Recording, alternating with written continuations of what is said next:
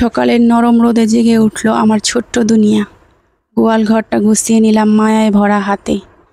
গোয়াল ঘরের ধুলো মুছে সাজালাম আপন মনে। তো হ্যালো এভরিওয়ান, আসসালামু আলাইকুম। কেমন আছো তোমরা সবাই? আশা করি আল্লাহর রহমতে সবাই অনেক ভালো আছো। আমার আজকের সকালটা কেটেছে একটু কাজের মাঝে, তাই ভাবলাম তোমাদেরও একটু শেয়ার করি। ভিডিওটা যদি ভালো লাগে তাহলে একটা লাইক দিয়ে দিও, কমেন্টে জানাও কেমন লাগলো। আর এখনও যদি সাবস্ক্রাইব না করে থাকো তাহলে চ্যানেলটা সাবস্ক্রাইব করে পাশে থাকো আরও এমন আপন গল্প পেতে। সকালবেলায় উঠে দেখি অনেক সুন্দর রোদ উঠেছে, তাই আর দেরি না করে চলে এলাম গোয়াল ঘরে। গোয়াল ঘরটা গুছিয়ে নিলাম সুন্দর করে। সকালটা শুরু হলো ঘামের গন্ধে, কিন্তু তার মাঝেই ছিল শান্তি, ছিল ভালোবাসা। এই ছোট্ট গ্রাম্য জীবনের প্রতিটা মুহূর্তই আমার কাছে অমূল্য। এটাই আমার সকাল, এটাই আমার সুখ। এই কাজগুলো কঠিন নয়, কিন্তু এক একটা মুহূর্ত যেন মন ছুঁয়ে যায়। প্রতিদিনের এই ছোট ছোট দায়িত্বই আমাকে বড় করে তোলে। এই জায়গাগুলো, এই প্রাণীগুলো আমার জীবনের শান্তির ঠিকানা। দিনের শুরুটা যখন ভালোবাসা দিয়ে হয়, তখন সারাদিনটাই সুন্দর হয়ে যায়। আমার সকাল মানে শুধু কাজ নয়, আমার সকাল মানে দায়িত্ব, মানে মায়া, মানে সম্পর্ক। এটাই আমার গল্প, এটাই আমার সকাল। গোয়াল ঘর মানে শুধু গরু ছাগলের থাকার জায়গা না, এটা আমার শিকড়, মাটির গন্ধ, খড়ের গন্ধ আর পরিচর্যার ঘ্রাণ। এসবের মাঝে লুকিয়ে আছে ভালোবাসার আরাম। পরিষ্কার করি যখন যত্ন নিয়ে, কারণ ওদের জন্যই তো আমার সকাল এত অর্থপূর্ণ। ও যখন আমার দিকে চেয়ে থাকে মনে হয় ও বোঝে আমার ভাষা। এক মুঠো ঘাসের চেয়ে বেশি কিছু দেওয়া হয় না, তবু ওর চোখে কৃতজ্ঞতা দেখি। ভালোবাসা কি এতটাই সহজ হতে পারে?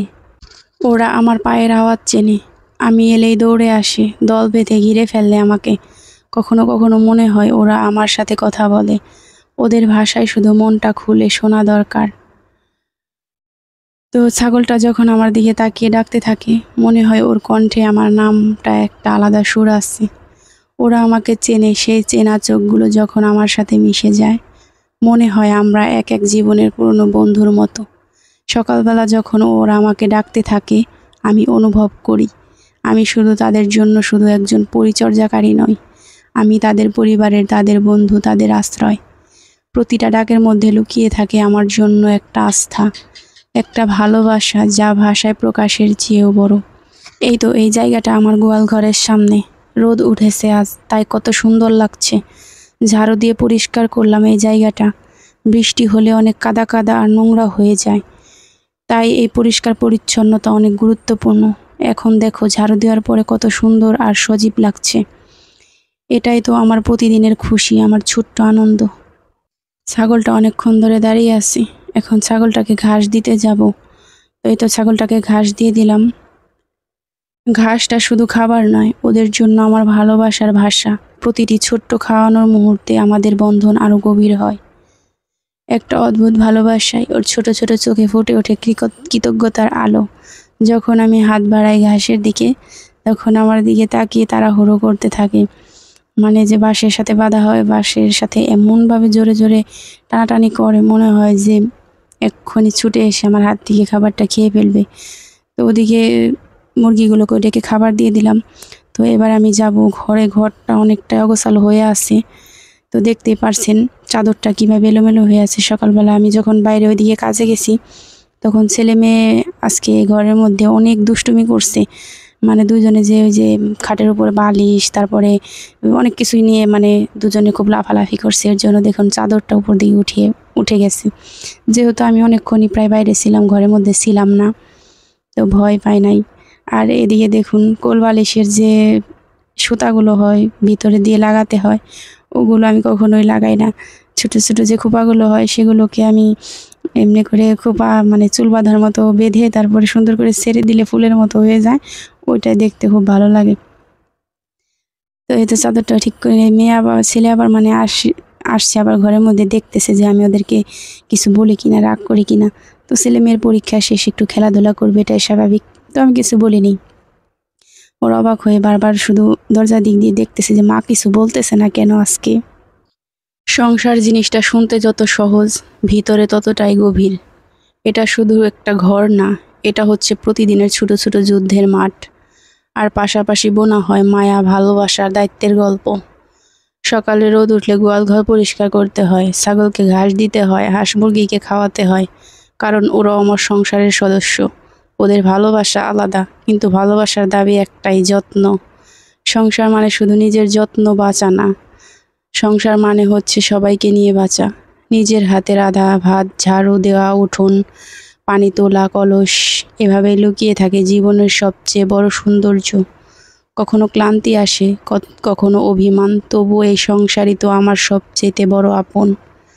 কারণ এখানে আমার শ্রম আছে, মায়া আছে, ভালোবাসা আছে, আর আছে বুক ভরা শান্তি। সংসার মানেই ত্যাগের গল্প, আর সেই ত্যাগের মধ্যেই লুকিয়ে থাকে সত্যিকারের সুখ। এই ঘরটা খুব বড় না, ছোট্ট একটা ঘর, মাটির গন্ধে ভরা, চারপাশে ধুলো, খড়, পাখির ডাক আর ছাগলের চাহনি।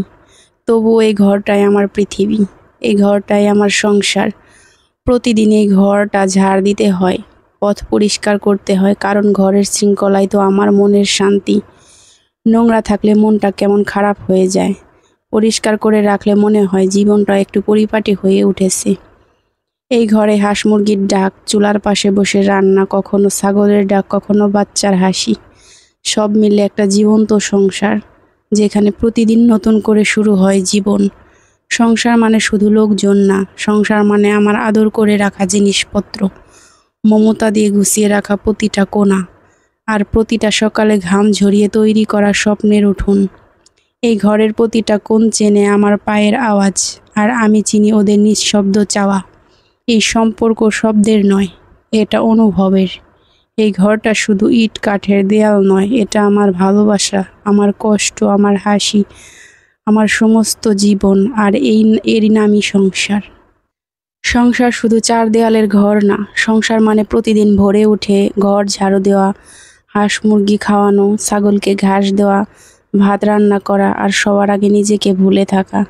সংসার মানে ঘামে ভেজা কাঁধ, তবুও মুখে এক টুকরো হাসি রাখার লড়াই, অভিমান পেলে ঠোঁট কামড়ে চুপ থাকা, আবার নিঃশব্দে ভালোবেসে যাওয়া।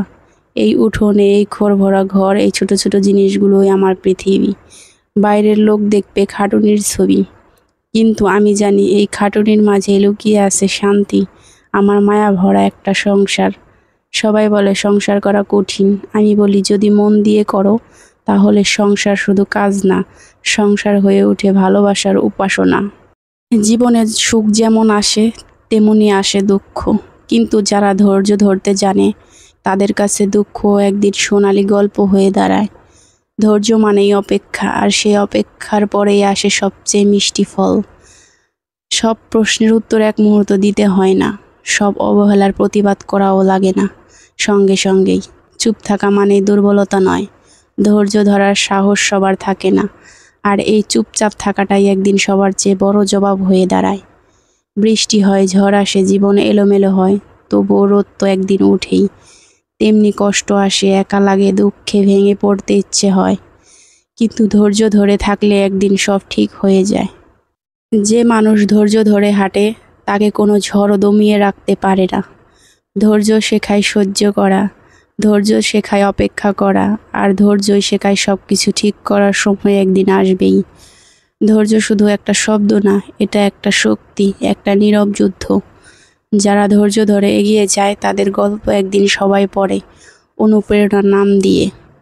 এত সুন্দর রোদ উঠেছে, আর আমি জামা কাপড় ধোবো না, এটা কেমন করে হয়? তো এখন অনেকটা বেলা হয়ে গেছে, তারপরও হঠাৎ করেই ঠিক করলাম চলো জামা কাপড়গুলো ধুয়ে দিই।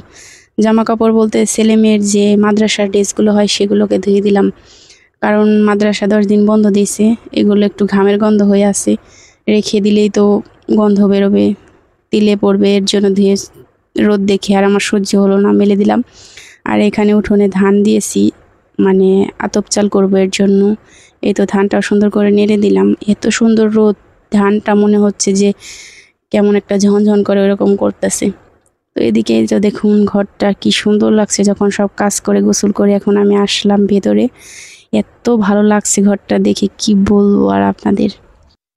তো আজ এতটুকুই। সংসারের ছোট ছোট গল্পগুলোতে যদি মায়া লাগে তাহলে পাশে থেকো, আবার দেখা হবে নতুন কোনো সকাল নিয়ে। ভালো লাগলে লাইক, কমেন্ট আর সাবস্ক্রাইব করতে ভুলো না, তোমাদের সাথেই তো আমার পথ চলার। তো ভালো থাকবে, সুস্থ থাকবে, আসসালামু আলাইকুম, আল্লাহ হাফেজ।